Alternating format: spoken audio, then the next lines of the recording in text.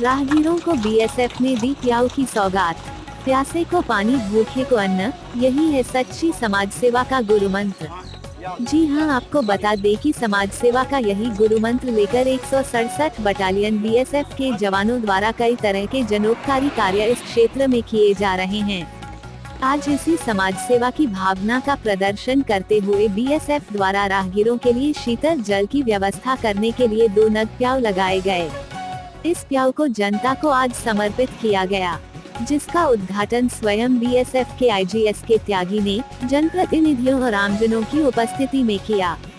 इस उद्घाटन कार्यक्रम में बीएसएफ 167 के कमांडेंट मयंक उपाध्याय, सरपंच पार्वती सोरी, जनपद सदस्य राधा जैन, अशोक जैन, सोमल जैन, शकुंतला नरेटी के साथ काफी बड़ी संख्या में आमजन मौजूद थे।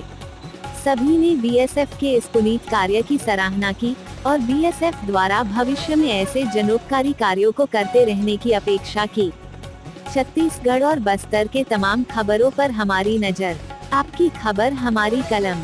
बस्तर के तमाम छोटी बड़ी खबर से हमेशा अपडेट पाने के लिए अभी हमारे बस्तर न्यूज यूट्यूब चैनल को जरूर सब्सक्राइब कीजिए।